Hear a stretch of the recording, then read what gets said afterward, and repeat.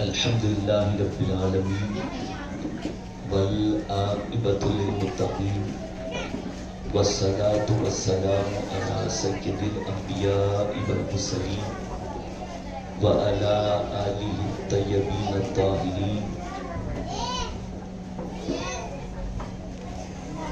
اما بعد فاعوذ باللہ من الشیطان الرجیم بسم اللہ الرحمن الرحیم قل ان کنتم تحبون اللہ فاتبعونی یحببکم اللہ آمنت باللہ صدق اللہ العظیم وصدق رسولہ النبی الامین الکریم المتین الرؤوف الرحیم ونحن علی ذلک لمن الشاہدین والشاکرین والآمنین والعاکفین والطیبین والطاہرین والحمد للہ رب العالمین۔ جو شے تیری نگاہ سے گزرے درود پر، جو شے تیری نگاہ سے گزرے درود پر، ہر جزو کل ہے مظہر انوار مصطفیٰ۔ اور درود پڑھنا، سلام پڑھنا، ہر ایک پل ان کا نام پڑھنا، جو عرض کرنا وہ ان سے کرنا سکھایا رب نے ہمیں نہیں۔ آئیے انتہائی عقیدت و احترام و محبت کے ساتھ اپنے اور ساری کائنات کے مرکز عقیدت رحمت عالم نور مجسم فخر آدم و بنی آدم جناب محمد رسول اللہ صلی اللہ تعالیٰ علیہ وآلہ وسلم کی بارگاہ کرم میں ہدیہ درود و سلام پیش فرمائیں۔ اللہم صلی علی سیدنا و مولانا محمد نور الانوار و سر الاسرار و سید الابرار صلاۃ و سلام علیک یا رسول اللہ صلی اللہ علیہ وسلم۔ اب بہت سلو بلند آواز سے گرم جوشی کے ساتھ بیداری کا ثبوت دیں درود مبارک اپنے۔ اللہم صلی علی سیدنا و مولانا محمد نور الانوار و سر الاسرار و سید الابرار صلاۃ و سلام علیک یا رسول اللہ صلی اللہ تعالی علیہ وسلم۔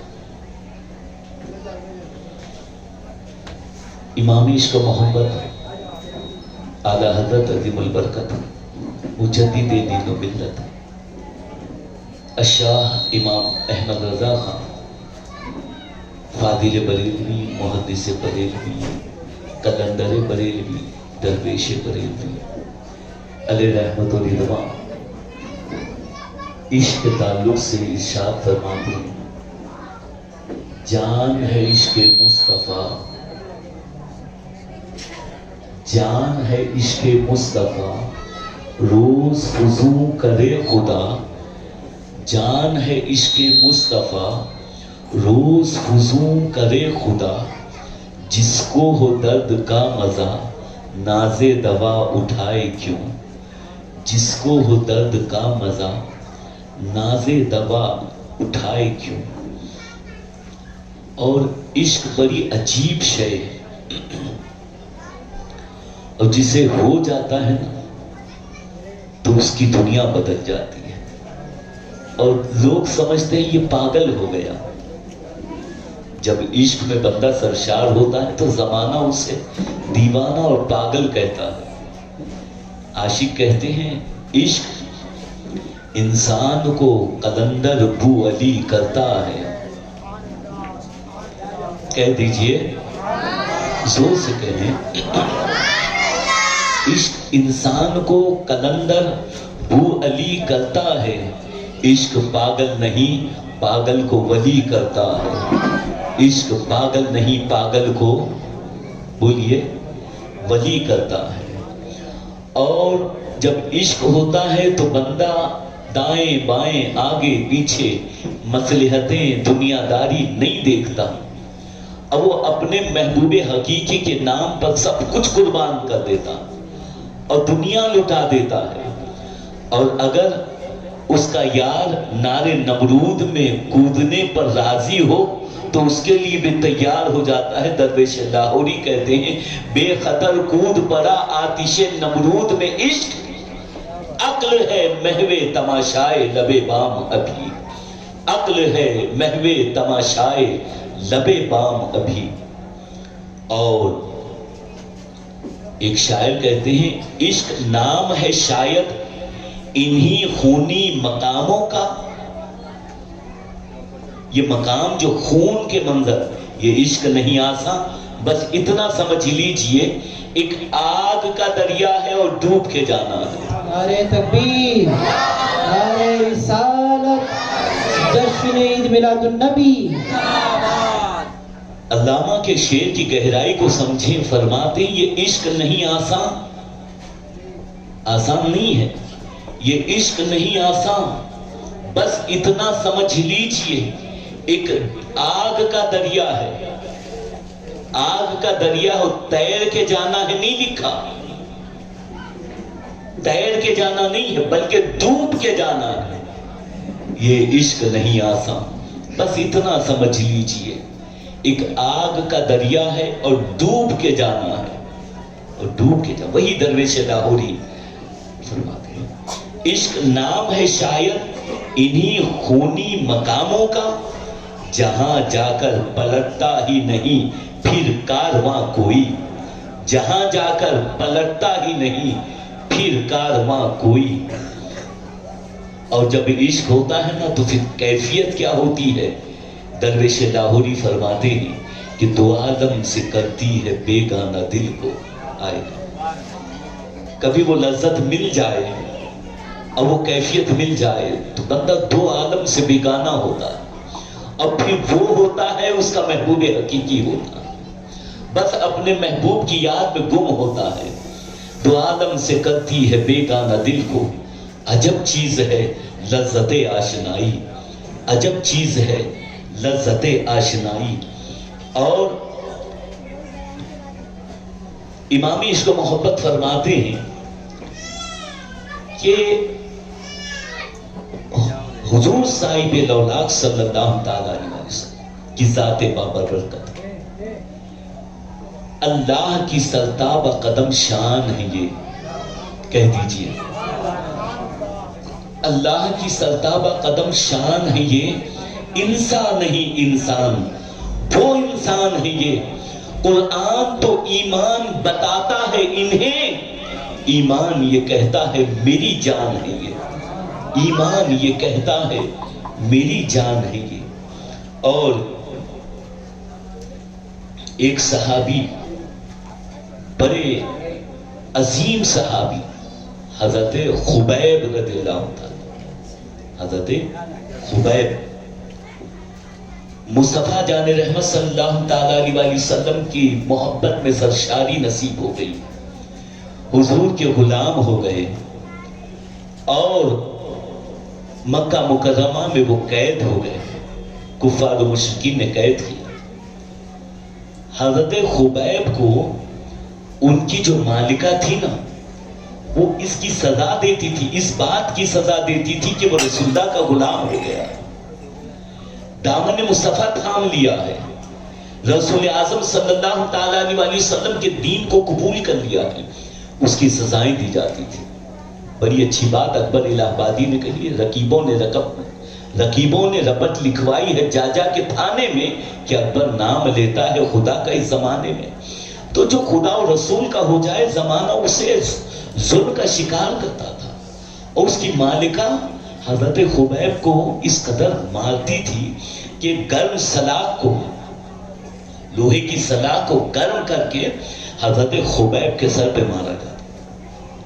لیکن بس چند ہی دنوں میں دیکھا گیا کہ اس کی مالکہ کو ایک بیماری ہو گئی، بلکہ کتے نے کاٹ دیا، پاگل کتے نے کاٹ دیا.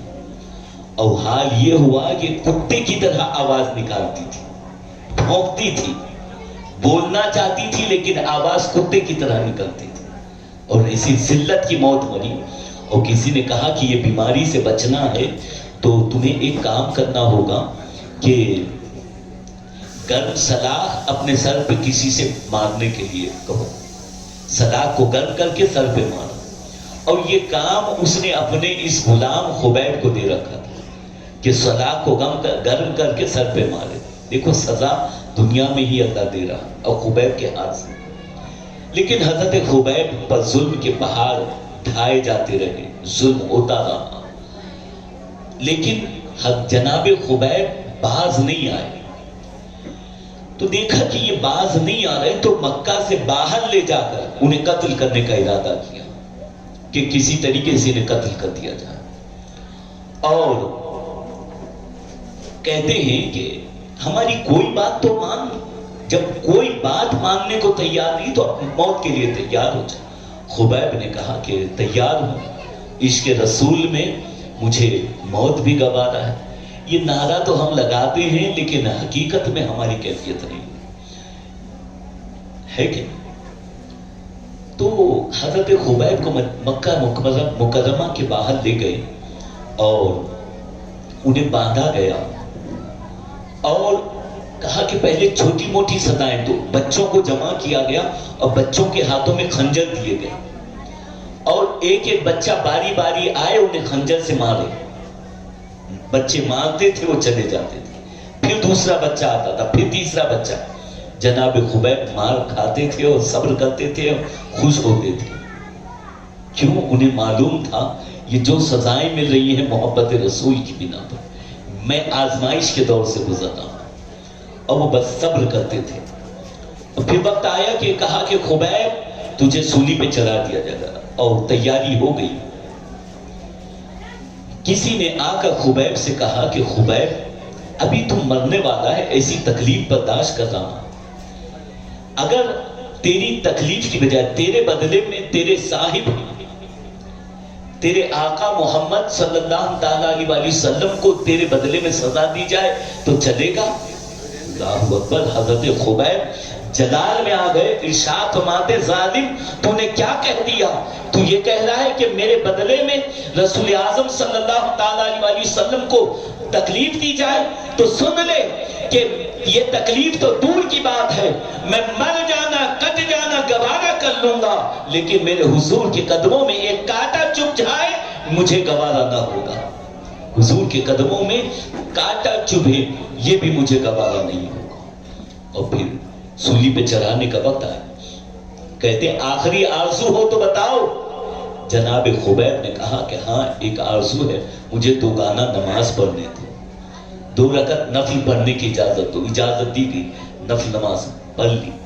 اور پڑھنے کے بعد ارشاد فرماتے ہیں کہ میرا جی چاہتا تھا کہ نماز کو طویل کروں, طول دوں اور 2 رکعت پڑھ لوں, لیکن کہیں تم یہ نہ سمجھو کہ موت کے ڈر سے نماز کو طول دے رہا ہے اور نماز پڑھنا چاہتا ہے, اس لیے میں نے 2 رکعت کو مختصر کر کے ختم کر دیا. اب اور کوئی خواہش ہے؟ کہا ہاں ایک اور خواہش ہے. کیا خواہش ہے؟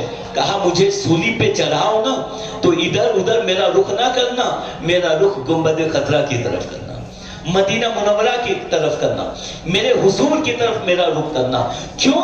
اس لیے کہ میں چاہتا ہوں کہ میں جب دنیا سے جا رہا ہوں تو میرا رخ مصطفیٰ جان رحمت کے شہر پاک کی طرف رہے. اسی لیے کسی شاعر نے کہا ہے کہ لوگوں تم مجھے دار پہ چڑھانا چاہتے ہو اور مجھے عشق رسول کی سزا دینا چاہتے ہو تو سن لو, عشق گر جرم ہے تو پھانسی کی سزا دو مجھ کو. عشق گر جرم ہے تو پھانسی کی سزا دو مجھ کو, لیکن در محبوب پہ یہ سزا دی جائے, لیکن در محبوب پہ یہ سزا دی جائے. اللہ اکبر. جناب خبیب کو دار پہ چڑھایا جا رہا, سولی پہ چڑھایا جا رہا. اس وقت جناب خبیب مصطفیٰ کریم علیہ السلام کے پیارے مدینہ کی طرف رک کر کے اپنے حضور کی بارگاہ میں سلام عرض کرتے ہیں, آقا آپ کے اس غلام کے محبت بھرے نذرانے کو قبول فرما لیں, آقا میرا آخری سلام قبول کر لیں. اللہ اکبر. اور یہ سلام پیش کیا اور اسی اثنا میں جلاد نے انہیں پھانسی پہ چڑھا دیا. اور مدینے میں میرے آقا علیہ الصلوۃ والتسلیم جلوہ بار ہیں. جناب اسامہ رضی اللہ تعالیٰ عنہ روایت کرتے ہیں کہ میرے حضور صلی اللہ علیہ وسلم جلوہ فرما ہیں. اچانک میرے حضور علیہ الصلوۃ والتسلیم وعلیکم السلام یا خبیب کہہ کے ارشاد فرماتے ہیں اور حضور علیہ السلام ان کے لیے دعا کرتے ہیں. تو ہم نے پوچھا بندہ نواز یہ کیا ماجرا؟ حضور علیہ السلام فرماتے ہیں میرا خبیب میرے اور خدا کے عشق میں وہ سولی پہ چل چکا ہے, آخری سلام اس نے پیش کیا ہے، میرے رب نے اس کا سلام مجھ تک پہنچایا ہے، میں اس کا جواب دے رہا ہوں۔ اللہ اکبر، اندازہ لگائیں، غور کریں، یہ محبت اور یہ عشق، یہ مصطفیٰ جان رحمت صلی اللہ تعالیٰ علیہ وسلم کا تعلق صحابہ کا حضور علیہ السلام سے ایسا گہرا تھا کہ ان کی زندگی کا مقصد حضور کی رضا، ان کی زندگی کا مقصد محبت رسول میں جینا، محبت رسول میں مرنا، یہی ان کا دین تھا، یہی ان کا مذہب تھا، یہی ان کا مشن تھا۔ تو آپ اور ہم جو اپنے آپ کو بچاتے ہیں نا، نہیں بلکہ ٹوٹنے کی کوشش کرو، عشق میں خود کو توڑ دو۔ درویش لاہوری نے کہا ہے نا کہ تو بچا بچا کے نہ رکھ اسے، تیرا آئینہ ہے وہ آئینہ کہ شکستہ ہو تو عزیز تر ہے نگاہ آئینہ ساز میں، ہے نگاہ آئینہ ساز میں۔ اور بڑی پیاری بات، اور یاد آتا ہم چھوٹے تھے اور یہاں کے جلسے ہم جب بالکل بچپن میں بھی یہاں پر جلسوں میں شریک ہوتے تھے، کبھی باندرا پلاٹ کے جلسوں میں، کبھی عیدگاہ میدان، کبھی ہم شریک ہوتے تھے۔ اور حضور حضرت علامہ مولانا قائد ملت، رہبر ملت تجمل حسین صاحب رحمت اللہ تعالیٰ علیہ، ان کی یاد آتی ہے کہ انہوں نے جو محبت رسول کا پیغام دیا، ان کے جلسوں میں یہ شعر اشعار اکثر سنا کرتا تھا میں، جو علامہ اقبال کے اشعار ہیں۔ حضور حضرت علامہ تجمل حسین صاحب رحمت اللہ تعالیٰ علیہ یہ اشعار پڑھا کرتے تھے۔ وہ کیا کون سے اشعار ہیں، اور یہ ایمان کی عکاسی ہے۔ فرماتے تھے نماز اچھی، مقصود صاحب کو یاد ہوگا، نماز اچھی، حج اچھا، روزہ اچھا، زکوٰۃ اچھی۔ جی ہے کہ نہیں اچھی؟ نماز اچھی، حج اچھا، روزہ اچھا، زکوٰۃ اچھی، مگر میں باوجود اس کے مسلمان ہو نہیں سکتا، مگر میں باوجود اس کے مسلمان ہو نہیں سکتا۔ نہ جب تک کٹ مروں میں، نہ جب تک کٹ مروں میں خواجہ بطحا کی، نہ جب تک کٹ مروں میں خواجہ بطحا کی عزت پر، نہ جب تک کٹ مروں میں خواجہ بطحا کی عزت پر، خدا شاہد ہے میرا کامل ایمان ہو نہیں سکتا، خدا شاہد ہے کہ کامل میرا ایمان ہو نہیں سکتا۔ نماز اچھی، حج اچھا، روزہ اچھا، زکوٰۃ اچھی، مگر باوجود اس کے میں مسلمان ہو نہیں سکتا۔ یعنی رسول اعظم صلی اللہ تعالیٰ علیہ وسلم کی محبت اور عشق کے بغیر کوئی بندہ مومن ہو نہیں سکتا، مسلمان نہیں ہو سکتا۔ اور عقل کو تنقید سے فرصت نہیں، عقل کو تنقید سے فرصت نہیں۔ عشق پہ اعمال کی بنیاد رکھ، عشق پہ اعمال کی بنیاد رکھ۔ اور علامہ اقبال فرماتے ہیں عطا اسلاف کا جذبے دھروں کر، یہ دبائیہ اشعار ہیں۔ عطا اسلاف کا جذبے دھروں کر، شریک زمرے لا یحزنوں کر، شریک زمرے لا یحزنوں کر، خرد کی گتھیاں سلجھا چکا ہوں میں، خرد کی گتھیاں سلجھا چکا ہوں میں، میرے مولا مجھے صاحب جنوں کر، میرے مولا مجھے صاحب جنوں کر۔ عزیزان گرامی قدر، محبت یہ ایک ایسا عنوان ہے کہ ہر کسی سے جڑا ہوا ہے، ہر شخص کسی نہ کسی شے سے محبت کرتا ہے، کوئی ایسا نہیں جو کسی سے محبت نہ کرتا۔ کسی کو ماں سے محبت ہے، باپ سے محبت ہے، اولاد سے محبت ہے، بیوی بچوں سے محبت ہے، دنیا سے محبت ہے، کسی کو مال سے محبت ہے، کوئی جاہ و حشم سے محبت کرتا ہے، کوئی شہرت سے محبت کرتا ہے، کوئی اقتدار سے محبت کرتا ہے، کوئی دنیا کے کسی رہنما سے محبت کرتا ہے، لیکن ہر کوئی کسی نہ کسی محبت میں گرفتار ہے۔ اور یہ انسان کی ضرورت ہے، حب، حب جو ہے نا، محبت انسان کی ضرورت ہے اور انسان اس سے جڑا ہوا ہے۔ عارفین فرماتے ہیں حب، محبت جسے عربی میں حب کہتے ہیں، حب دو لفظوں کا مرکب ہے، حب محبت، ہا با، دو لفظ۔ عارفین فرماتے ہیں کہ ہا جو ہے نا، ہا وہ روح کی طرف اشارہ کرتا ہے، روح کی طرف، اور با بدن کی طرف اشارہ کرتا ہے۔ یعنی اگر آپ کو کسی سے محبت ہو گئی، کسی سے محبت ہو گئی تو روح اور بدن کے ساتھ محبت ہونا چاہیے، یعنی اپنے تن اور اپنے من کے ساتھ محبت کی جائے، اور تن اور من اپنے محبوب کے قدموں میں رکھ دے، یہ حب ہے، یہ محبت ہے عارفین کی زبان میں۔ اور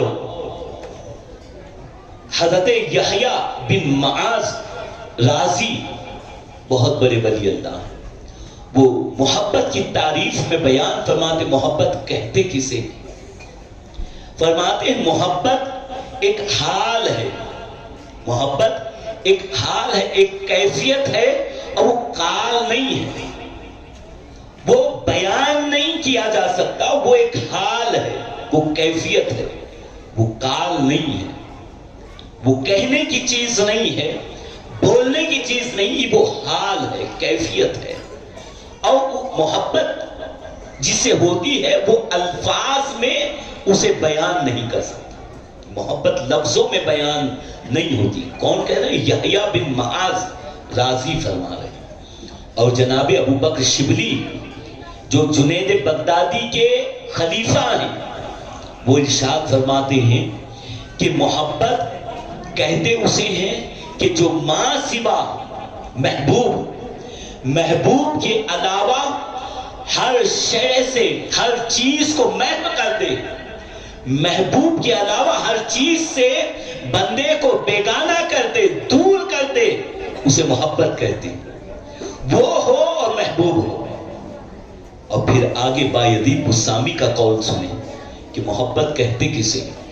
سید الطائفہ حضرت بایدی بسامی علیہ رحمت الرضوان ارشاد فرماتے ہیں کہ محبت اسے کہتے ہیں کہ اپنے محبوب کی عطا کی ہوئی چھوٹی چیز کو، تھوڑی شے کو کثیر جانے، محبوب کی عطا کردہ قلیل شے کو، چھوٹی شے کو کثیر جانے، زیادہ جانے، اور اپنی کی دی ہوئی شے کو وہ قلیل جانے، اپنی دی ہوئی کثیر شے کو قلیل جانے۔ یعنی جب بندے کو کسی سے محبت ہوتی ہے، اس کا ایک تبسم بھی اس کے لیے دنیا اور آخرت کی دولت بن جاتی ہے، اور وہ کثیر جانتا ہے، محبوب دیکھ لے اس کے لیے وہ کافی ہوتا ہے، محبت اسے کہتے ہیں۔ اور حضرت جنید بغدادی رضی اللہ تعالیٰ عنہ ارشاد فرماتے ہیں کہ محبت کہتے اسے ہیں کہ اپنی ساری صفات کو گم کر دے، محب اپنی ساری صفات کو گم کر دے اور محبوب کی صفات اس کے اندر آ جائے، محبوب کا رنگ اپنے اندر چڑھا دے، اپنا کوئی رنگ نہ ہو، صرف محبوب کے رنگ میں رنگ جائے، اور یہ محبت ہے۔ اور اسے سمجھایا کہ یہ ہوتا کیسے ہے کہ وہ اپنے رنگ کو، کوئی اور رنگ نہیں، محبوب کے رنگ میں اتنا رنگ جاتا ہے کہ وہ محبوب ہی کی صورت بنا لیتا ہے، محبوب ہی کے رنگ میں رنگ جاتا ہے، جیسا کہ مجنو اپنی لیلا کی محبت میں اپنے آپ کو لیلا کے رنگ میں رنگ دیا تھا۔ مجنو لیلا کی محبت میں اتنا گم ہو گیا تھا، اتنا فنا ہو گیا تھا مجنو، اللہ اکبر، کہ مجنو سے کسی نے کہا وہ دیکھ لیلا آ رہی ہے، تو اس نے کہا کون لیلا؟ لیلا تو میں ہوں، لیلا تو میں ہوں۔ اور وہی مجنو جب اس سے پوچھا جاتا تھا تیرا نام کیا ہے تو کہتا تھا لیلا، میرا نام لیلا۔ یعنی وہ اپنا نام بھی بھلا چکا، اپنی ذات بھلا چکا، خود کو مٹا چکا، لیلا کے عشق میں وہ لیلا ہی نظر آ رہی ہے، خود میں بھی لیلا نظر آ رہی ہے، ہر شے میں لیلا نظر آ رہی ہے۔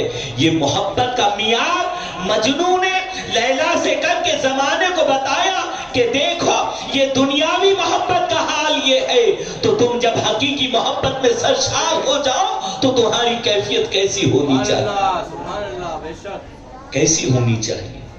یعنی جنید بغدادی فرماتے ہیں کہ محبت ہوتی ہے تو محبوب کے رنگ میں بندہ رنگ جاتا ہے، اس کا اپنا کوئی رنگ نہیں ہوتا، اپنی کوئی صفت نہیں ہوتی، اپنی کوئی خواہش نہیں ہوتی، اپنی کوئی مرضی نہیں ہوتی۔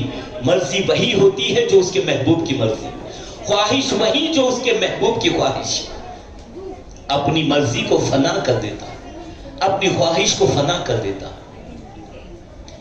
اور حضرت منصور حلاج بہت بڑے ولی اللہ، منصور حلاج جنید بغدادی کے مرید اور خلیفہ ہیں۔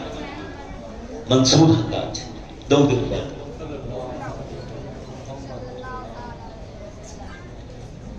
اللہ رب محمد صلی اللہ علیہ وسلم نحن عباد محمد صلی اللہ علیہ وسلم صلاۃ و سلام علیک یا رسول۔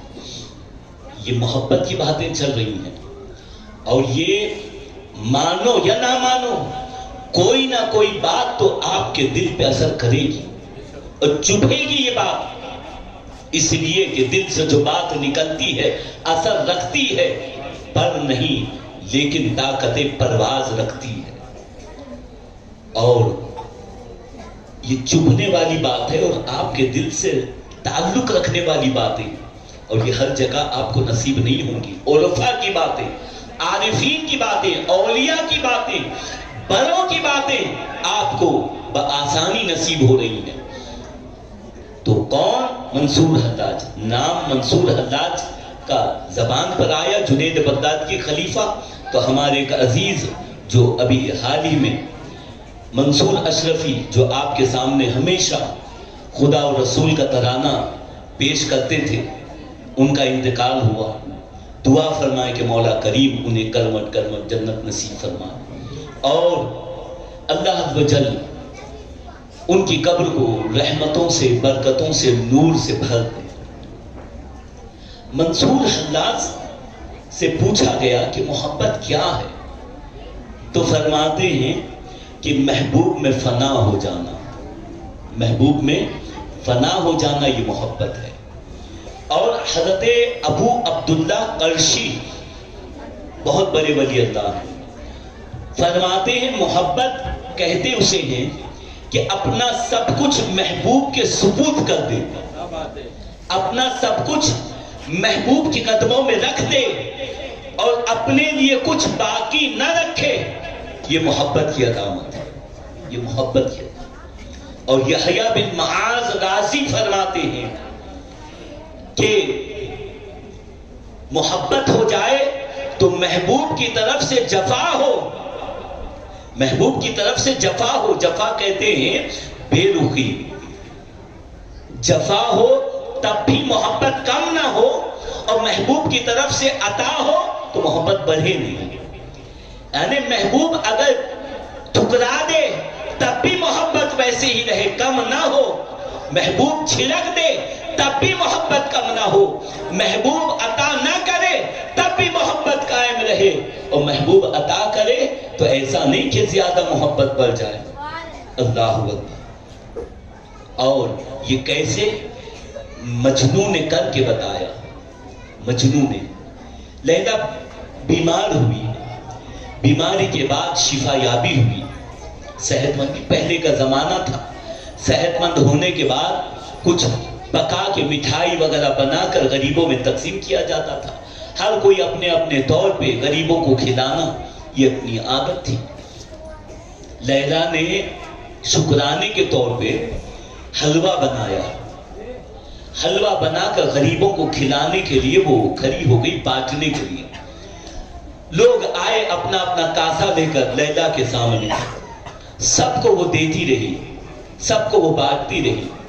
لیکن جب مجنوں کی باری آئی نا، مجنوں آیا تو لیلا نے اسے دیکھ کر اس کے کاسے کو ایسا ہاتھ مار کے گرا دیا، کاسا ادھر جا کے گر گیا اور ٹوٹ گیا۔ ذلت ہوئی نا، اسے حلوہ دینے کی بجائے اس نے کاسے کو اسے جھڑک کے پھینک دیا، توڑ دیا۔ مجنو پہ کیفیت طاری ہو گئی، مجنو خوشی سے رقص کرنے لگا۔ لوگوں نے کہا مجنو یہ تو رونے کا مقام ہے، لیلا نے تجھے خیرات نہیں دی، لیلا نے تجھے حلوہ نہیں دیا بلکہ تیرے کاسے کو توڑ دیا، یہ کیا بات ہے کہ تو خوش ہو رہا ہے؟ مجنو نے کہا لوگوں تم نے سمجھا نہیں ہے، لیلا نے مجھے خیرات نہیں دی، سب کو خیرات دے رہی تھی، مجھے نہیں دیا لیلا نے خیرات، تو گویا مجھے اس بات پہ خوشی ہوئی کہ لیلا مجھے سب کے برابر نہیں جانتی، مجھے نمایاں اور الگ جانتی ہے، اسی لیے مجھے خیرات نہیں دی۔ اللہ یعنی محبوب نہ دے، ٹھکرا دے، جھڑک دے تو اس میں بھی وہ خوش ہوتا ہے کہ میرے محبوب نے مجھ سے دوسروں جیسا برتاؤ نہیں کیا، نمایاں اور الگ برتاؤ کیا۔ اللہ اکبر۔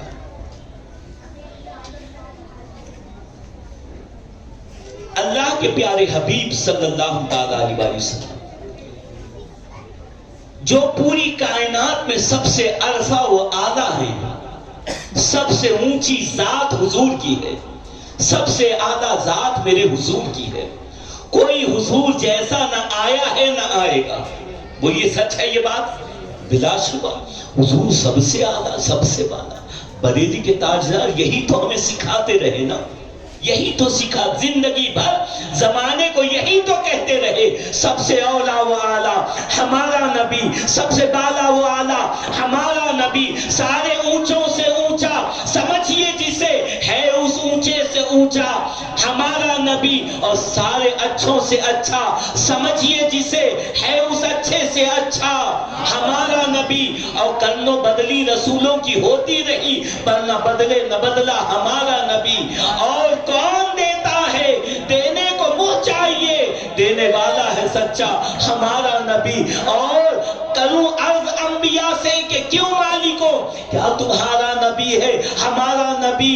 تو انبیاء سے جواب کیا آیا؟ ارشاد فرماتے ہیں جیسے سب کا خدا ایک ہے ویسے ہی ان کا تمہارا ہمارا نبی، سب سے اولا و اعلیٰ ہمارا نبی، سب سے بالا و اعلیٰ ہمارا نبی۔ اور محبت جو ہوتی ہے نا، انسان جو کرتا ہے کچھ وجوہات کی بنا پر کرتا ہے، اور جو وجوہات حسن دیکھ کر محبت کی جاتی ہے، حسن دیکھ کر کہ بڑا حسین ہے محبت ہو گئی، فضل و کمال دیکھ کر محبت کی جاتی ہے، جود و سخا دیکھ کر محبت کی جاتی ہے، احسان کی وجہ سے محبت کی جاتی ہے، احسانات ہو جائیں تو محبت ہو جاتی ہے۔ آپ دنیا میں جتنی وجوہات محبت کی بتا سکتے ہو بتا دو، اب وہ ساری وجوہات اگر آپ ایک ذات میں جمع کرنا چاہو گے تو وہ ذات محمد ہے صلی اللہ علیہ وسلم، کہ ساری وجوہات حضور میں ملتی ہیں۔ اگر حسن و جمال کی بات دیکھنا چاہتے ہو، میرے حضور جیسا حسین کوئی نہیں، حضور جیسا حسین کوئی آیا ہے نہ آئے گا۔ درویش لاہوری نے کہا رخ مصطفیٰ ہے وہ آئینہ کہ پھر دوسرا آئینہ نہ کسی کی چشمے خیال میں ہے نہ دکان آئینہ ساز میں ہے، اور وہ ایسے حسین ہے کہ کوئی حضور جیسا حسین نہیں ہے۔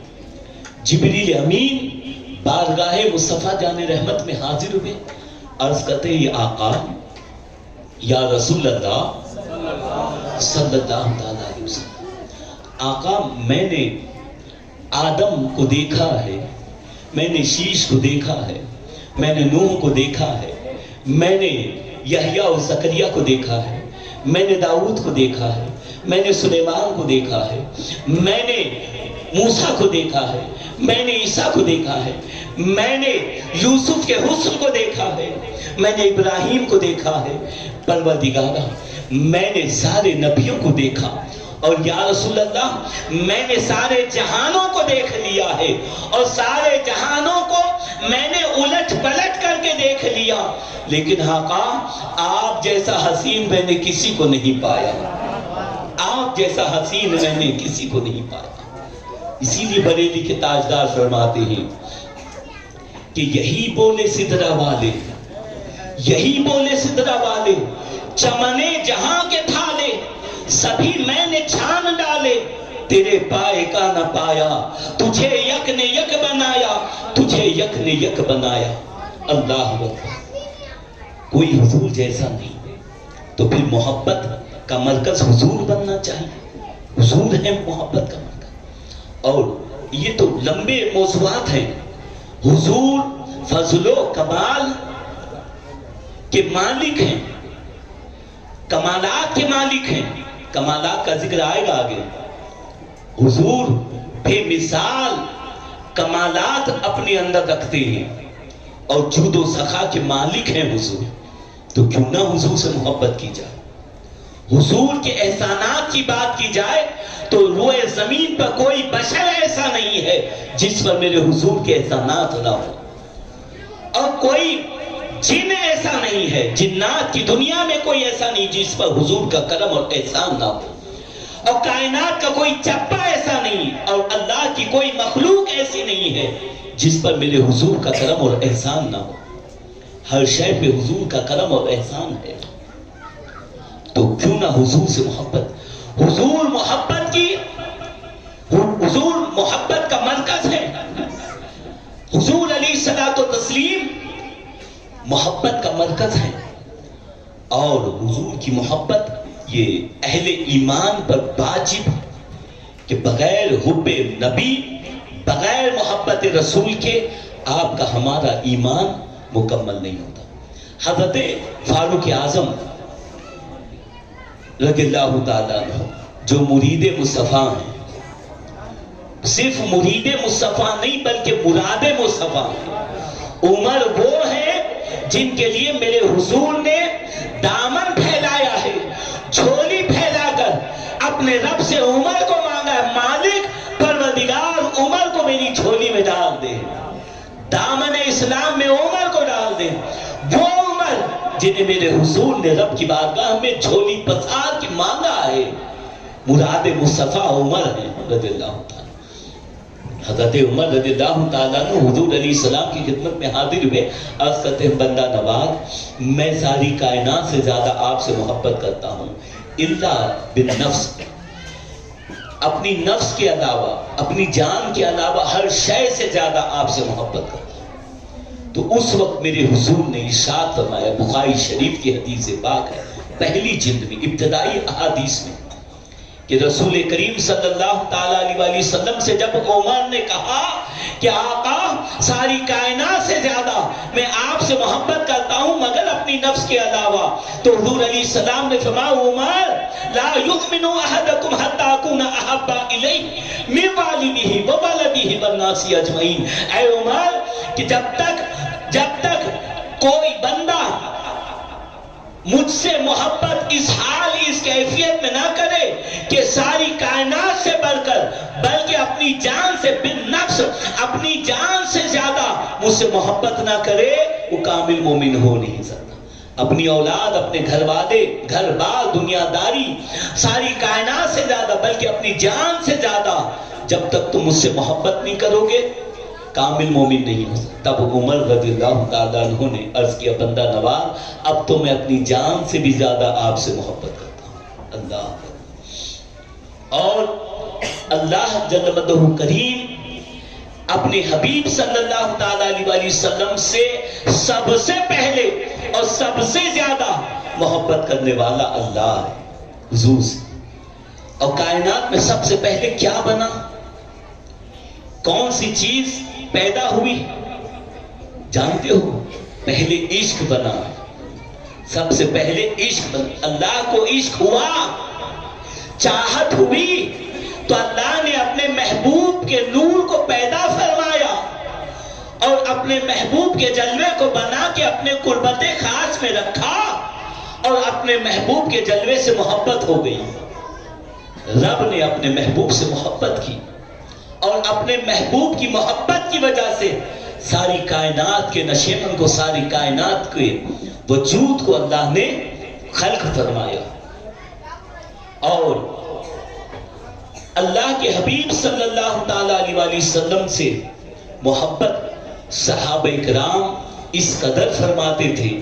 اللہ ایک صحابی عربی دیہاتی صحابی رسول رحمت صلی اللہ علیہ وسلم کی بارگاہ کرم میں حاضر ہوئے. عرض کرتے ہیں یا رسول اللہ قیامت کب آئے گی؟ آپ کو معلوم ہے قیامت کب آئے گی؟ بولیے جی. اب تو انٹرنیٹ پہ اور سوشل میڈیا پہ کچھ بھی آتا ہے. بعض کہتے ہیں شاید 2000 فلاں میں قیامت آ جائے، فلاں میں قیامت.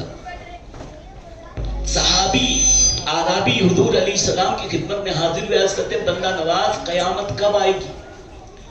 حضور علیہ السلام ارشاد فرماتے ہیں تو نے اس کے لیے کوئی تیاری کی ہے؟ تو نے اس کے لیے کوئی تیاری کی ہے؟ عرض کرتے ہیں بندہ نواز اعمال کا ذخیرہ تو نہیں ہے، اعمال کا ذخیرہ تو نہیں ہے، لیکن ہاں حضور میں آپ سے محبت کرتا ہوں، آپ سے محبت ہے. تو حضور علیہ السلام نے ارشاد فرمایا کہ تو پھر خوش ہو جا، جو دنیا میں جس سے محبت کرے گا اس کا حشر اسی کے ساتھ ہوگا، اس کا حشر اسی کے ساتھ ہوگا. وہ خوش ہو کر رقصاں ہو کر وہاں سے چلے گئے. اور صحابہ بیان فرماتے ہیں کہ اس دن ہمیں جتنی خوشی ہوئی اتنی خوشی کبھی نہیں ملی. کیوں؟ اس لیے کہ میرے حضور نے مجھے سنا دیا کہ تم جہاں میں دنیا میں جس سے محبت کرو گے تمہارا حشر اسی کے ساتھ ہوگا. تو صحابہ چونکہ رسول رحمت صلی اللہ علیہ وسلم سے محبت کرتے تھے تو انہیں یہ یقین ہو گیا کہ حضور کے ساتھ ہمارا حشر ہوگا. جب حضور کے ساتھ ہمارا حشر ہوگا تو پھر ظاہر سی بات ہے ڈھونڈا ہی کریں صدر بزم قیامت کے سپاہی، وہ کس کو ملے جو تیرے دامن میں چھپا ہو، وہ کس کو ملے جو تیرے دامن میں چھپا ہو. تو اس کی خیر ہی خیر ہے جو رسول رحمت سے محبت کرتا ہے. اور انہی محبت کرنے والوں میں، انہی عاشقوں میں ایک عاشقوں کے امام ہیں جو یار غار مصطفیٰ ہیں. یار غار مصطفیٰ، یار مزار مصطفیٰ، حضرت عتیق، حضرت صدیق رضی اللہ تعالیٰ عنہ. اللہ کے حبیب صلی اللہ تعالیٰ علیہ وسلم سے اس قدر محبت کہ حضور علیہ السلام نے ایک موقع پہ فرمایا تھا کہ ایک وقت آئے گا کہ مجھے مکہ سے ہجرت کرنی ہوگی، رات کو حکم ہوگا اور ہجرت کے لیے نکلنا ہوگا، اور اے ابو بکر تجھے ساتھ میں چلنا ہوگا. آیا وہ وقت، ہجرت مدینہ کا وقت آیا، رات کا وقت تھا. رسول کریم صلی اللہ علیہ وسلم اپنے حجرہ پاک سے نکل رہے ہیں اور نکلتے نکلتے آقا کریم صلی اللہ علیہ وسلم جن کے در دولت میں، جن کے گھر مبارک کے گرد کفار تلواریں تانے کھڑے ہیں، حضور کو قتل کرنے کے ارادے سے آئے. حضور علیہ السلام مولا علی مشکل کشا حیدر کرار قدم اللہ وجہ الکریم کو اپنے بستر پہ سلاتے ہیں. علی تو آج میرے بستر پہ سو جا. یہ شرف مولا علی کو نصیب ہوا، بستر رسول پہ سونے والے مولا کائنات. اور فرمایا کہ علی کل صبح کو یہ امانتیں ہیں لوٹا دینا اور تم بھی مدینے آ جانا. اللہ. اور یہ امانتیں دے کر اپنے بستر پہ علی کو سلایا. حضور چلے گئے اور بعد میں جب کفار مشرکین اندر داخل ہوئے تلوار تانے ہوئے دیکھ رہے ہیں محمد سو رہے ہیں صلی اللہ علیہ وسلم، تو وہ دیکھ کر کہہ رہے ہیں کہ محمد صلی اللہ تعالی علیہ وآلہ وسلم سو رہے. تو گویا علی سو رہے تھے، اور علی کیسے سو رہے تھے؟ ادائے مصطفیٰ کا پیکر بن کے علی سو رہے ہیں، کفار سمجھ رہے ہیں کہ علی نہیں محمد عربی سو رہے ہیں۔ تو پتہ یہ چلا کہ علی کا چلنا طریقہ مصطفیٰ کے مطابق تھا، علی کا بیٹھنا طریقہ محمد کے مطابق تھا، علی کا سونا طریقہ محمد کے مطابق تھا، علی کے طرز و حیات طریقہ مصطفیٰ کے مطابق تھا، تبھی تو سو رہے ہیں علی اور کفار کو لگ رہا ہے سو رہے ہیں مصطفیٰ۔ اللہ اللہ، حضور علیہ السلام وہاں سے چلے اور حضرت ابو بکر رضی اللہ تعالیٰ عنہ کے دروازے پر پہنچے، ہلکی سی دستک بھی نہیں دی، جناب صدیق اکبر نے دروازہ کھولا، عرض کرتے آقا غلام حاضر ہے۔ حضور علیہ السلام فرماتے ہیں ابو بکر سوئے نہیں، بالکل تیار ہو، تمہیں کیسے پتا چلا ہجرت کے لیے نکلنا ہے؟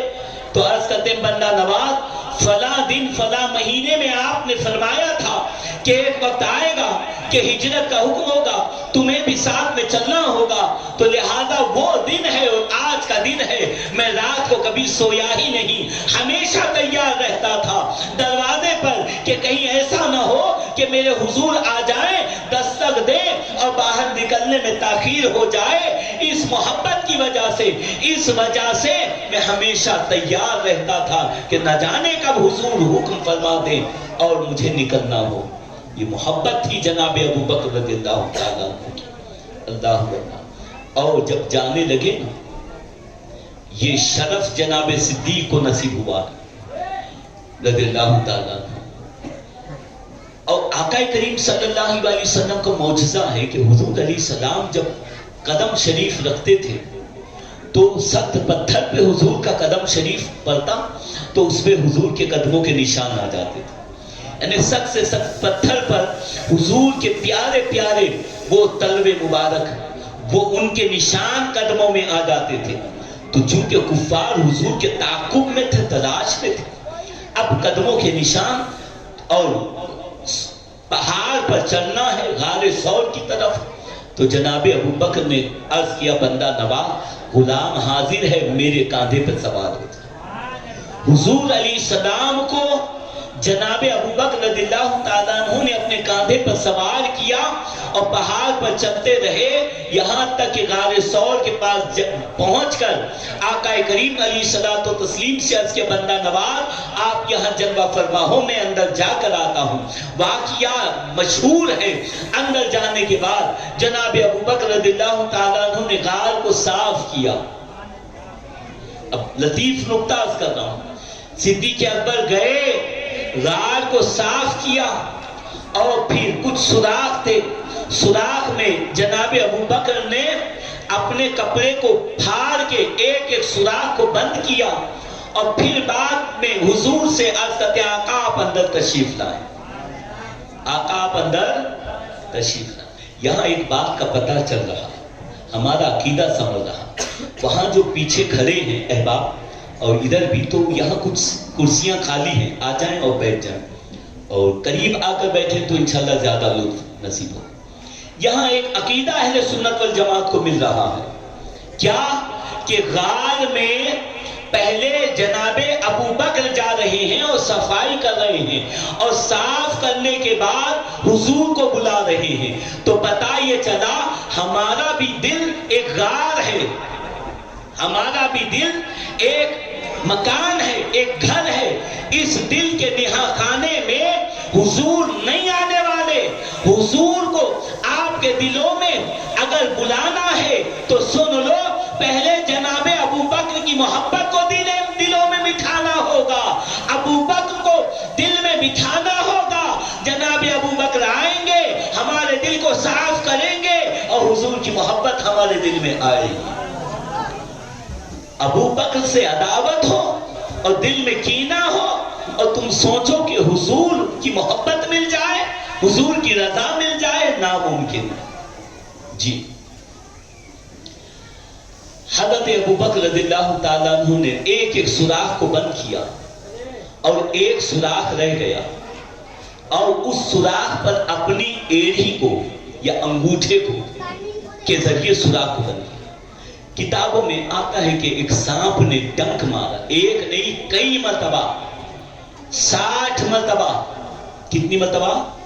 60 مرتبہ، 60 مرتبہ، 60 ڈنک مارا، لیکن جناب ابوبکر کا عشق محبت رسول میں ایسی سرشاری تھی، حضور علیہ الصلوۃ والتسلیم جناب ابوبکر رضی اللہ تعالیٰ عنہ کے یہ گود مبارک میں سر مبارک لے کر حضور علیہ السلام لیٹے ہیں۔ اللہ اکبر، قسمت پہ قربان جائیں جناب ابوبکر کی کہ حضور علیہ الصلوۃ والتسلیم کا سر مبارک چہرہ انور صدیق اکبر کے آغوش میں، گود میں حضور کا چہرہ انور، یعنی صدیق اکبر چہرے مصطفیٰ کو دیکھ رہے ہیں اور اپنی آنکھوں کی، اپنے قلب کی، اپنے ایمان کی پیاس کو بجھا رہے ہیں، زیارت مصطفیٰ کی طرف اور وہ جی بھر کے مصطفیٰ کے جلووں کی زیارت کر رہے ہیں۔ اور یہ جلوہ جو رب عز و جل کریم کا جلوہ ہے، وہ جلوے سے سرشاری لے رہے ہیں۔ گویا جناب ابوبکر وہ کیا گود رحل بن چکا ہے اور ان کی گود میں قرآن آ گیا ہے، بلکہ قرآن کا قرآن جناب ابوبکر کی گود میں ہے۔ اور سانپ نے ڈنک مارا، جانتے ہو سانپ کون سا تھا؟ بزرگوں نے فرمایا کہ وہ سانپ 600 سالہ عمر، 600 سال پہلے کا سانپ تھا، یعنی عیسیٰ علیہ السلام کے زمانے میں ایک سانپ تھا۔ عیسیٰ علیہ السلام جب اپنی قوم کو بتاتے تھے کہ ایک نبی آخر الزمان آنے والے ہیں جو خاتم الانبیاء ہوں گے، جو محبوب کردگار ہیں، جو رب کے پیارے ہیں، رب کے محبوب ہیں، ان کی یہ شان ہے، ان کا یہ مرتبہ ہے، ان کا یہ رتبہ ہے، حضور کی شانیں بیان کرتے تھے۔ تو وہ سانپ نے بھی جناب عیسیٰ علیہ السلام سے سن رکھا تھا، عرض کرتا ہے کہ اے نبی اللہ، وہ آخری پیغمبر، وہ رب کے محبوب، وہ انبیاء کے تاجدار، امام الانبیاء، وہ کب آنے والے ہیں؟ میں ان کی زیارت کی طلب رکھتا ہوں، کہاں آنے والے ہیں؟ جناب عیسیٰ علیہ السلام نے بتا دیا کہ ایک وقت آئے گا کہ وہ مکے میں جلوہ بار ہوں گے، اور ایک وقت آئے گا کہ مکے میں 13 سال تبلیغ کرنے کے بعد ہجرت کا حکم ہوگا، وہ ہجرت کے لیے نکلیں گے، غار ثور میں پہنچیں گے۔ تو اس نے وہ زمانے سے لے کر اس زمانے تک 600 سال، 550 سال تک وہ انتظار کرتا رہا غار ثور میں، اس انتظار میں کہ اللہ کے پیارے حبیب یہاں آئیں گے، میں ان کا دیدار کروں گا اور دیدار کر کے شرف زیارت نصیب ہو جائے گی۔ یہ تمنا لے کر وہ انتظار میں وہ عاشق بیٹھا تھا۔ اسے کیا معلوم کہ حضور کے ساتھ ایک اور عاشق بھی آیا ہے جسے ابوبکر کہا جاتا ہے، اس نے ایڑی لگا دی ہے۔ تو اب وہ بار بار ڈنک مار رہا ہے، لیکن یہ عاشق جیت گیا، وہ عاشق ہار گیا۔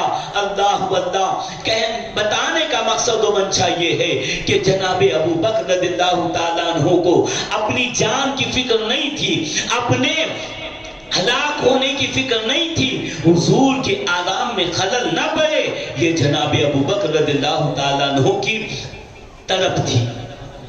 اللہ اللہ کے پیارے حبیب صلی اللہ تعالیٰ علیہ وسلم کہ یہ پیارے صحابی جناب ابوبکر رضی اللہ عنہ، کل آپ نے سنا باپ کو تماچا رکھ دیا،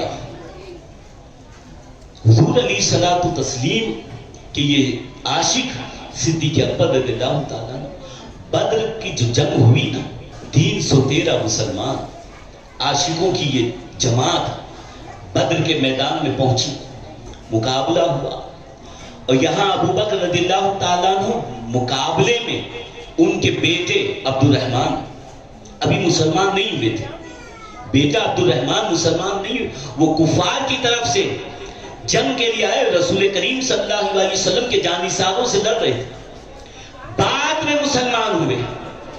ایک زمانہ گزرنے کے بعد بیٹھے تھے، باپ اور بیٹا بیٹھے ہیں، دونوں مسلمان مومن، انہوں نے وہ زمانہ یاد کرایا کہ بابا جان جب بدر کی جنگ ہو رہی تھی، میں کفار و مشرکین کے ساتھ تھا اور مقابلے میں تھا، تو اس وقت میری تلوار چل رہی تھی، چلتے چلتے میری تلوار کی زد میں بابا جان آپ آ گئے تھے، ابو بکر آ گئے تھے، تو پھر میں نے تلوار نہیں چلائی، باپ سمجھ کے میں نے تلوار روک لی۔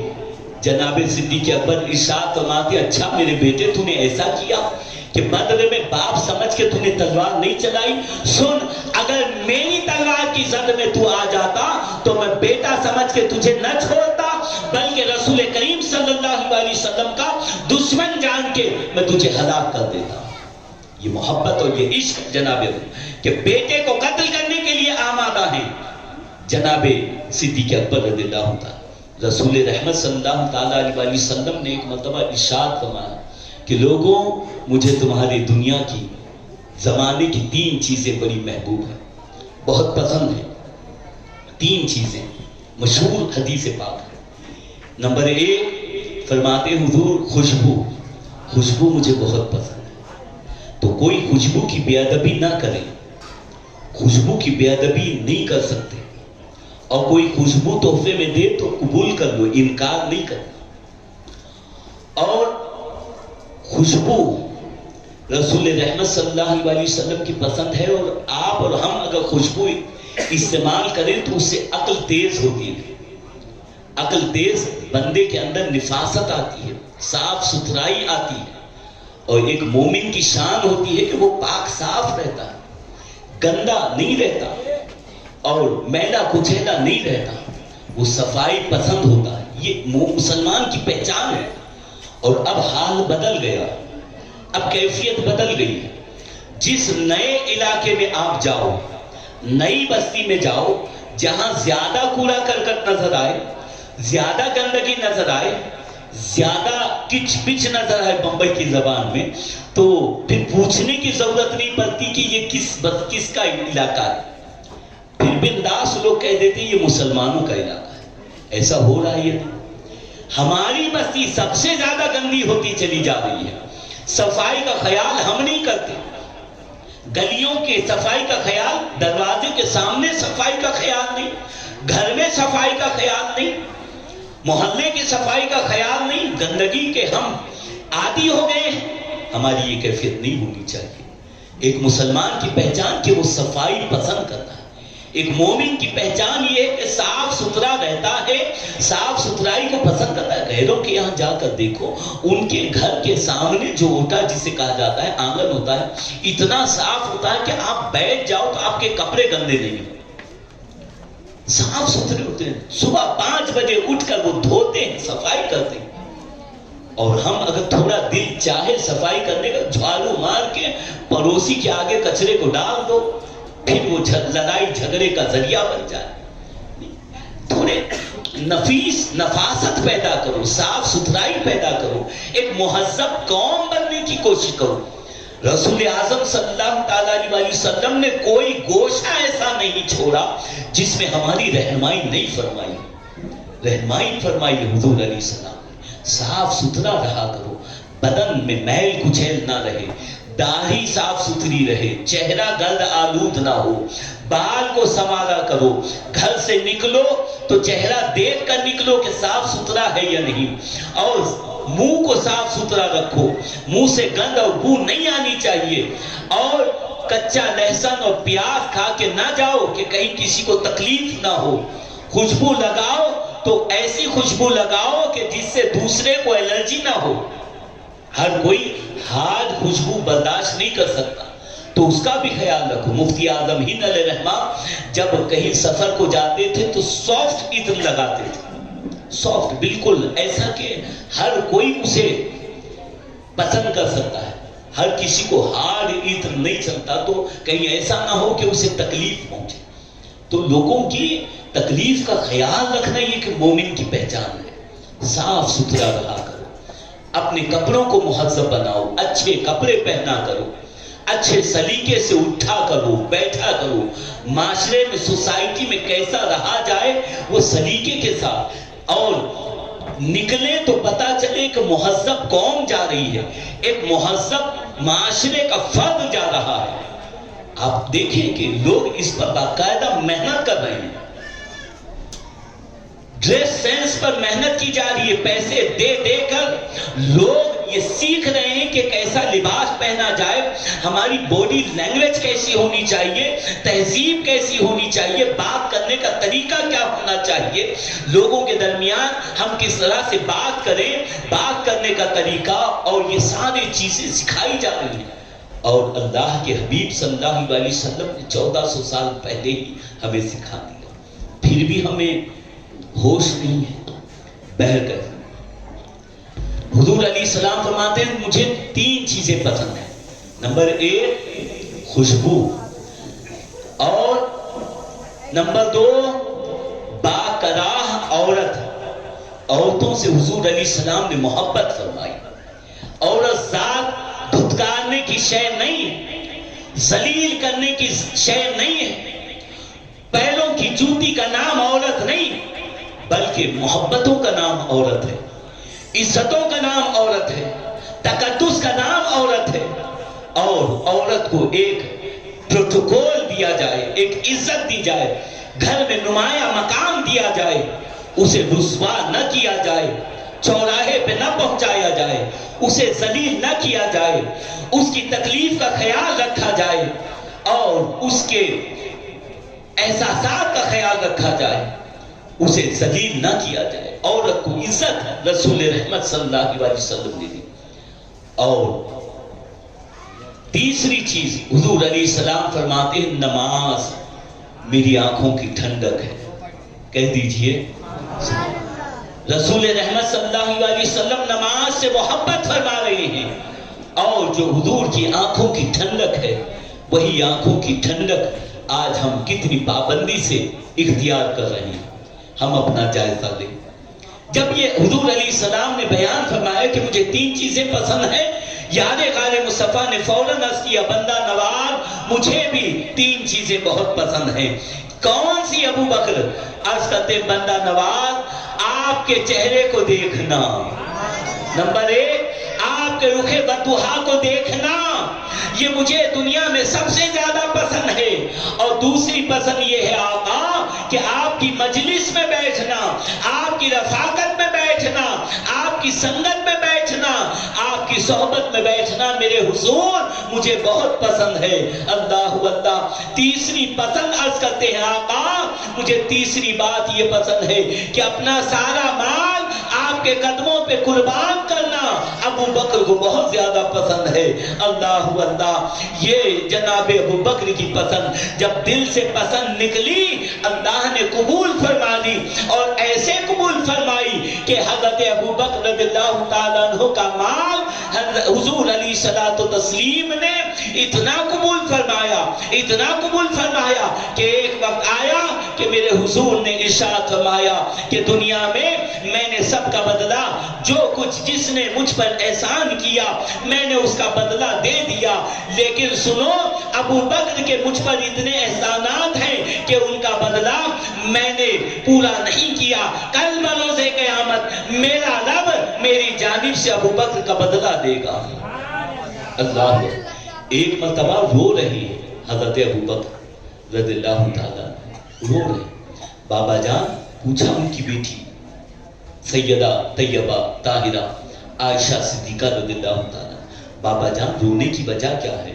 ارشاد فرماتے ہیں فی الحال میرے پاس کچھ مال ہے، میرے پاس کچھ مال ہے، میرا جی چاہتا ہے کہ حضور کو دوں، حضور کی خدمت میں پیش کروں، لیکن چونکہ ایک لطیف نکتہ کہ دینے والے کا ہاتھ اوپر ہوتا ہے لینے والے کا ہاتھ نیچے، یہ بے ادبی نہ ہو جائے اس لیے میں رو رہا ہوں، اور میرا جی چاہتا ہے کہ میرا مال میں نہ دوں بلکہ حضور اپنے مال کی طرح میرے مال میں سے لے کے خرچ کریں، میرا مال اس طرح سے خود لے اور خرچ کریں۔ ایسا ہی ہوا، حضور جناب ابو بکر رضی اللہ تعالیٰ عنہ کے مال کو جس طرح سے بندہ اپنے مال کو خرچ کرتا ہے ویسے جناب ابو بکر کے مال کو لے کر حضور صلی اللہ علیہ وسلم استعمال فرماتے ہیں۔ یہ محبت، یہ عشق جناب ابو بکر رضی اللہ تعالیٰ عنہ کا۔ اور ایک صحابی ہیں جن کا نام رباحہ، اور محدثین نے ان کا اصل نام بھلا دیا، دنیا ان کے اصل نام کو بھول گئی۔ 3 نام اختلاف ہے ان کے ناموں میں، لیکن ان کی کیفیت یہ تھی حضرت رباحہ کی کہ وہ جب جاتے تھے لوگوں کا سامان اٹھاتے تھے، جسے لوگ کہتے ہیں حمال، کولی، لوگوں کا سامان اٹھا کے پہنچاتے تھے۔ اتنا سامان اللہ نے ایسی توانائی دی تھی، اتنا بوجھ اٹھاتے تھے جیسے ایک ہاتھی اپنے اوپر بوجھ اٹھاتا ہے، اتنا بوجھ اٹھاتا۔ ایک مرتبہ جا رہے تھے، لوگوں کا بوجھ اٹھا کے لے جا رہے تھے اور حضور علیہ السلام دیکھ رہے ہیں۔ اسی اثنا میں ایک شخص اور آیا، اس نے کہا کہ میرا بھی یہ مال ہے، اٹھا دو، لے کر فلاں جگہ پہنچا دو۔ اسے بھی لیا اور اپنے اوپر ڈال دیا اور چلنے لگے۔ تو حضور علیہ السلام نے دیکھ کر محبت بھرے انداز میں ارشاد فرمایا کہ تو تو سفینہ ہے، سفینہ۔ کہہ دیجئے سبحان اللہ۔ سفینہ کہتے ہیں کشتی کو، کشتی بوجھ اٹھی لیتی ہے اور اس پار سے اس پار پہنچاتی ہے۔ تو اے رباحہ تو تو سفینہ ہے۔ اللہ اکبر، جب کہا سفینہ، کشتی کہا، تو اس دن سے جب تک دنیا میں باحیات رہے، جب کوئی ان کا نام پوچھتا تو کہتے میرا نام سفینہ ہے۔ ارے میں نے سنا تمہارا دوسرا تھا، نہیں، میرا نام وہی ہے جو میرے حضور نے پکارا ہے۔ سفینہ کہہ کے خود کو پکارتے تھے، اور یہی نام محدثین نے احادیث میں لکھا، سفینہ نام لکھا جاتا۔ اللہ اکبر۔ حضرت عروہ بن مسعود ابھی مسلمان نہیں ہوئے۔ جب حدیبیہ کے مقام پر 1500 صحابہ حضور علیہ السلام کی معیت میں پہنچے تھے، تو کفار و مشرکین نے جائزہ لینے کے لیے، حالات کا جائزہ لینے کے لیے اپنے ایک سفیر کو بھیجا، جاسوس کو بھیجا، عروہ ابن مسعود کو، ثقفی۔ جاؤ دیکھو کہ کیا محمد عربی صلی اللہ علیہ وسلم نے بہت بڑی فوج تیار کر لی، بہت زیادہ سپاہی تیار کر لیے ہیں، اسلحے تیار کر لیے ہیں اور جنگی سامان تیار کر لیے ہیں، جاؤ جائزہ لو۔ عروہ ابن مسعود حدیبیہ کے مقام پر آئے، 1500 صحابہ کی میت میں حضور موجود ہیں۔ آنے کے بعد انہوں نے ایک ایک چیز کا جائزہ لیا، دیکھا کہ یہ محمد صلی اللہ علیہ وسلم جب وضو فرماتے ہیں تو وضو کا پانی زمین پر گرنے نہیں دیتے۔ یہ نبی کے جانثار صحابہ کا حال یہ کہ وضو فرماتے وقت وہ ارد گرد کھڑے رہتے، گویا کہ طواف کیا جا رہا ہے، اور حضور علیہ السلام بیچ میں ہوتے، صحابہ ارد گرد، حضور ابھی وضو فرما رہے، پانی زمین پر گرنے نہیں دیتے، فوراً صحابہ لپک کر وہ پانی لے کر کوئی پی رہا ہے، کوئی چہرے سے مل رہا ہے، کوئی سر پہ مل رہا ہے، اور وہ پانی کی نمی اگر کسی کے ہاتھ پہ لگی ہے، دوسرے صحابی کو پانی میسر نہیں آیا، وہ غسالہ، تو وہ آ کر وہ ان کے ہاتھ کی نمی کو لے کر وہ اپنے چہرے پر ملتا تھا۔ اور وہ نبی صلی اللہ علیہ وسلم جب لعاب مبارک نکالنا چاہتے تھے، صحابہ زمین پر لعاب دہن مصطفیٰ گرنے نہیں دیتے تھے، اپنے ہاتھوں کو بڑھا کر وہ لے لیتے اور وہ نورانی فیض لے کر منہ میں ڈالتے، اسے پیتے، چہرے پہ ملتے اور فیض مصطفیٰ حاصل کرتے۔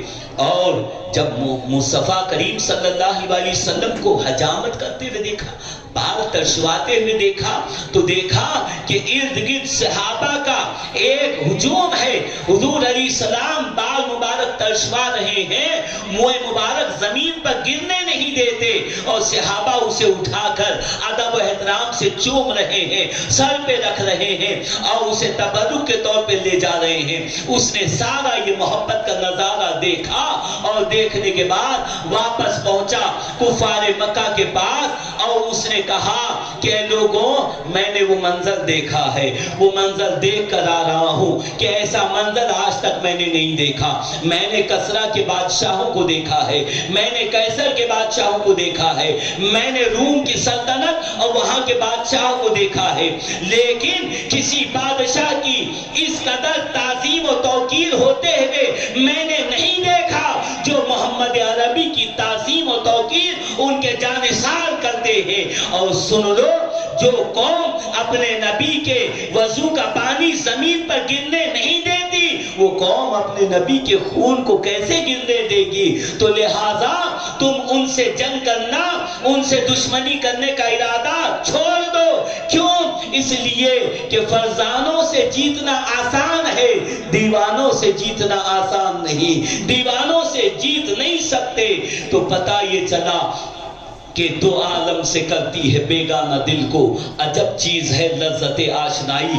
عاشقوں نے ایسی محبت کا اظہار کیا اور ایسی محبت کر کے بتایا اللہ واللہ کہ جو آج تک اور قیامت تک اہل ایمان کے لیے مثال بن گئی، ہمارے لیے مشعل راہ ہو گیا کہ لوگوں تم جس حال میں رہو، جس کیفیت میں رہو، دنیا کے جس خطے میں رہو، تو جیو تو محبت رسول میں، مرو تو محبت رسول میں۔ تمہارا دل عشق رسول کا مدینہ ہونا چاہیے، تمہارے گھر میں محبت رسول کی وہ رونق نظر آنی چاہیے جو عاشق رسول کے گھر میں ہوتی ہے۔ اپنے بچوں کو عاشق رسول بناؤ، اپنے گھر والوں کو محبت رسول سکھاؤ اور زمانے بھر میں محبت رسول کی تبلیغ کرتے رہو۔ کیوں؟ اس لیے کہ یہی ایمان ہے اور یہی ایمان کی جان ہے۔ امام عشق و محبت فرماتے ہیں اللہ کی سرتاب قدم شان ہے یہ، انسان نہیں انسان، وہ انسان ہے یہ۔ قرآن تو ایمان بتاتا ہے انہیں، ایمان یہ کہتا ہے میری جان ہے یہ۔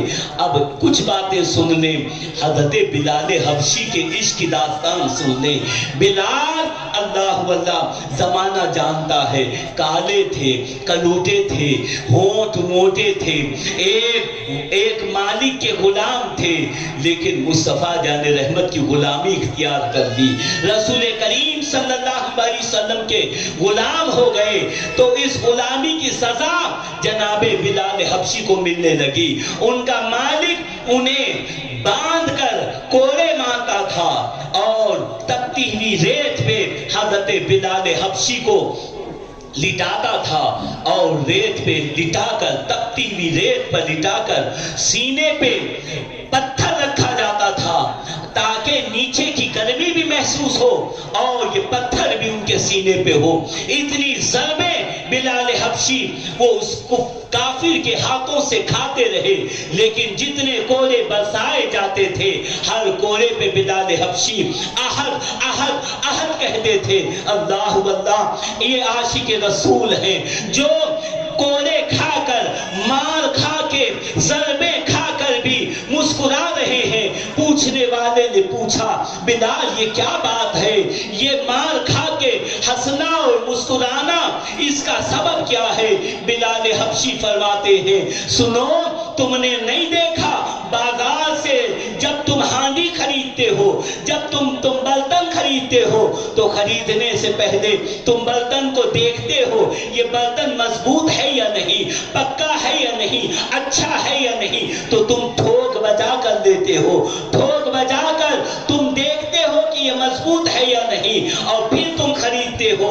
تو گویا میں نے بازار مصطفیٰ میں خود کو پیش کر دیا ہے، اب میرا مالک مجھے خرید رہا ہے، میرا رب اور میرے مصطفیٰ مجھے خرید رہے ہیں اور مجھے آزما رہے ہیں کہ بلال محبت خدا و رسول میں مضبوط ہوا یا نہیں، عشق رسول میں بلال کے اندر مضبوطی آئی ہے یا نہیں، مجھے آزمایا جا رہا ہے۔ اللہ واللہ یہ آزمائش کا دور گزرا، اللہ نے بلال حبشی کو صدیق اکبر کے ذریعے رہائی اور آزادی عطا فرما دی، اور حال یہ ہوا وہی بلال دنیا کے عاشق आशिकों का इमाम बन गया। और ये बिलाल हबशी, अल्लाह अल्लाह, एक बात याद आई तो अर्ज कर दूं, बिलाल काले कलोटे थे, लेकिन उनके हुस्न को कोई क्या जाने, इसके रसूल का नूर जो बिलाल हबशी के सीने में था। तो हुजूर अलैहिस्सलातु तस्लीम इरशाद फरमाते हैं, मेराज की रात मुझे जब जन्नत की सैर कराई जा रही थी तो मैंने हूर और गिल्मा को देखा। एक बड़ी हसीन और जमील हूर है जो पूरी जन्नत की हूरों से नुमाया है, बड़ी हसीन है, बड़ी जमील है, वो एक नेहा खाने में मौजूद है। मेरे हुजूर का गुजर वहां से हुआ। उसने अर्ज किया, बंदा नवाज आका, मैं आपके गुलामों में से किसी गुलाम की ज़ौजा बनने वाली हूँ। आका बताएं तो सही कि मेरे हिस्से में जन्नत में आपका कौन सा गुलाम आने वाला है, मेरा निकाह आपके किस गुलाम से होने वाला है।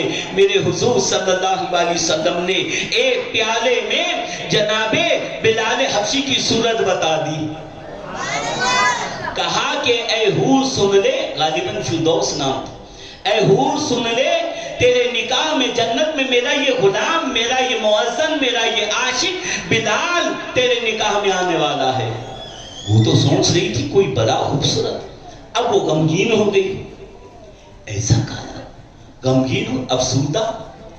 मेरे हुजूर इरशाद फरमाते हैं कि ऐ हूर सुन, ये मेरा गुलाम बज़ाहिर जो लग रहा है ना, तो इसके चेहरे का जो कालापन है ना, हूरे जितनी जन्नत की हूरे हैं बड़ी हसीन है, बड़ी हसीन है, लेकिन याद रखो उनके हुस्न को अगर दोबारा करना हो तो उनके चेहरे पे तिल की जरूरत होती है। तिल आता है तो हुस्न दोबारा होता है। तो लिहाजा मेरे बिलाल का रंग काला रंग लेकर इन हूरों में तकसीम किया जाएगा और उनके चेहरों पे तिल दिया जाएगा और मेरा बिलाल गोरा हो जाएगा, गोरा होकर जन्नत में जाएगा, हुस्न जमाल का पैकर बन के जन्नत में दाखिल होगा और तेरे निकाह में आने वाला है। ये बिलाल हबशी है रज़ियल्लाहु ताला अन्हु। जब हुजूर अलैहिस्सलातु तस्लीम का विसाल हुआ, पर्दा फरमा गए, बिलाल हबशी हुजूर की जुदाई बर्दाश्त न कर सके, मदीना मुनव्वरा छोड़कर मुल्क शाम में हल्ब शहर में रहने लगे। 1 साल गुजर गया। एक रात रसूल रहमत सल्लल्लाहु अलैहि वसल्लम ख्वाब में जलवाबाज हुए। इरशाद फरमाते, बिलाल क्या बात है, तुम हमसे दूर चले गए, हमसे जुदा हो गए। बिलाल हबशी उठे और तरफ गए, अस्ते आका मुझे माफ फरमा दे, और फिर तैयारी की और उसी वक्त रसूल करीम सल्लल्लाहु अलैहि वसल्लम के मज़ार अक़दस की तरफ सफर शुरू किया। मदीना मुनव्वरा पहुंचे, बारगाह मुस्तफा जान रहमत सल्लल्लाहु ताला अलैहि वसल्लम की बारगाह में हाजिर हुए और सलाम अर्ज करते हैं। अहले मदीना जमा हो गए कि आज बिलाल आ गए हैं, मुअज्जिन रसूल आ गए हैं, आशिके रसूल आ गए हैं। एक हुजूम जमा हो गया और सब ने कहा, बिलाल अरसा हो गया, हुजूर की मौजूदगी में तुम अजान पढ़ा करते थे, हमें वो प्यारी अजान सुना दो। बिलाल जैसी अजान हमने नहीं सुनी। अल्लाहु अकबर। आज सदियां गुजर गई लेकिन आज बिलाल जैसी अजान जमाने ने नहीं सुनी है। अल्लाहु अल्लाह। अल्लामा इकबाल ने कहा था कि ये रह गई रस्म अज़ां रूहे बिलाली न रही, फलसफा रह गया, तलकीने गजाली न रही। आज अजानों की कमी नहीं है, लेकिन कमी है तो मोहब्बत रसूल में डूब कर अजान देने वालों की कमी है। अल्लामा इकबाल ने कहा था, अल्फाजो माना में तफावुक नहीं, लेकिन मुल्ला की अज़ां और है, मुजाहिद की अज़ां और है। आज हम मुल्ला की अजान और कारोबारी अजानें आज हो रही हैं। काश बिलाली अजान हो जाए, काश हमारी अजान में रूहे बिलाल आ जाए।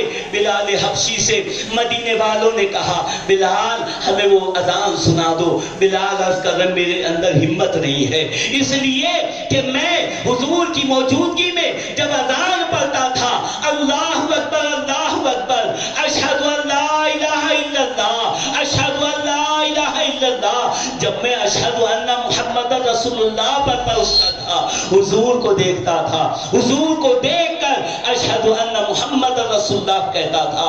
اب حضور کی غیر موجودگی میں بظاہر میں اذان پڑھنے کی ہمت نہیں کرتا۔ اہل مدینہ نے کہا کہ علی آپ کے شہزادوں کو بھیجئے۔ حسن و حسین کو لایا گیا، مسجد نبی شریف میں وہ شہزادے جلوہ بار ہوئے اور انہوں نے کہا چچا جان بلال ہمیں بھی اذان سنا دیجئے۔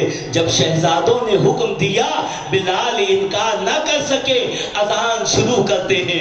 اللہ اکبر، پاکیزہ اذان، پاکیزہ زمین، مسجد نبوی شریف ہے، حسنین کریمین سامنے موجود ہیں، اذان دینے والے بلال حبشی ہیں، اذان پڑھ رہے ہیں بلال۔ اللہ اکبر اللہ اکبر، اشہد ان لا الہ الا اللہ، اشہد ان لا الہ الا اللہ۔ جب اشہد ان محمد رسول اللہ پہ پہنچے، جناب بلال حضور کو سامنے بظاہر نہ پایا، برداشت نہ کر سکے، آنکھوں سے آنسو رواں ہونے لگے، روتے روتے بے ہوش ہو کر گر گئے۔ اہل مدینہ رونے لگے۔ دیکھو عاشق کا حال کیا ہوتا ہے، حضور کو نہ دیکھ سکے، حضور نظر نہیں آ رہے ہیں، بےتاب ہو گئے۔ ایک صحابی ہے، حضور صلی اللہ علیہ وسلم کا وصال ہوا، ان کے بیٹے نے آ کے خبر دی، کھیت میں پانی ڈال رہے تھے، بیٹے نے آ کے خبر دی بابا جان حضور علیہ السلام پردہ فرما چکے ہیں، وصال ہو گیا ہے۔ اللہ اکبر، جیسے ہی سنا حضور پردہ فرما چکے، بےتاب ہو گئے، رب کی بارگاہ میں دعا کرتے، مالک پروردگار تیرے محبوب جب نہ رہے تو یہ آنکھیں کس کام کی ہیں، مولا میری آنکھوں کی روشنی لے لے، اس لیے حضور نہ رہے تو میں زمانے کو دیکھ کر کیا کروں گا، حضور کو دیکھنا ہی میری عید تھی۔ اللہ اللہ نے ان کی بینائی لے لی، نابینا بن گئے۔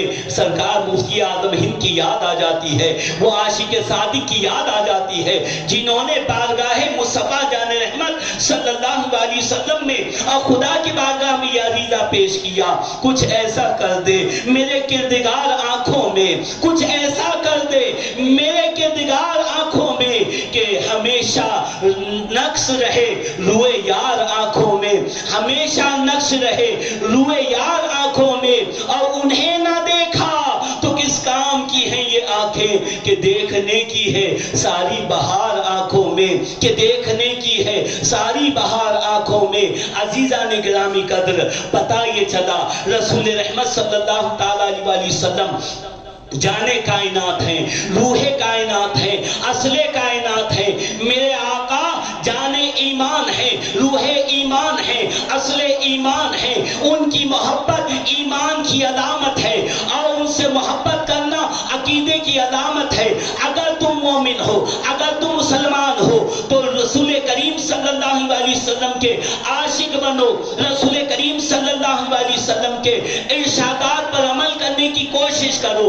جو میرے حضور کو پسند ہمیں پسند، جو حضور کو ناراض کرنے والی باتیں ہیں ہمیں ناراض کرنے والی باتیں ہیں، حضور کی رضا پہ راضی رہنا، حضور کی رضا کے مطابق زندگی گزارنا ہمارا طریقہ ہونا چاہیے۔ ہمیں کرنی ہے شہنشاہ بطحا کی رضا جوئی، وہ اپنے ہو گئے تو رحمت پروردگار اپنی۔ اور یاد رکھو جب سے یہ قوم عشق رسول سے دور ہو رہی ہے، یہ اپنا تعلق رسول رحمت صلی اللہ علیہ وسلم سے کمزور کر بیٹھی ہے، ساری قومیں آپ پر حاوی ہو رہی ہے، آپ پر ایسے ظلم کے پہاڑ ڈھائے جا رہے ہیں۔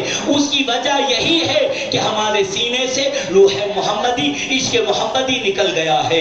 اور یاد رکھو یہی 313 تھے جن کے سینوں میں روح محمد تھا، عشق محمد تھا، محبت رسول کی دولت تھی، اور 313 میدان بدر میں اترے محبت رسول کی دولت لے کر تو ہزاروں پر بھاری تھے، اور جہاں جاتے تھے حال یہ ہے کہ یہی وہ تم ہو کہ دشت تو دشت ہے، دریا بھی نہ چھوڑے ہم نے، بحر ظلمات میں دوڑا دیے گھوڑے ہم نے۔ علامہ اقبال نے اسی لیے قوم کو جگانے کے لیے کہا کہ یہ انگریز، یہ فرنگی اور یہ مغرب کلچر جانتا ہے کہ اس قوم پر غالب آنا آسان نہیں ہے، کیوں؟ اس کے ان کے دلوں میں محبت رسول ہے، عشق رسول ہے، روح محمدی ہے، تو اسی لیے انہوں نے ایک حلبہ اختیار کیا۔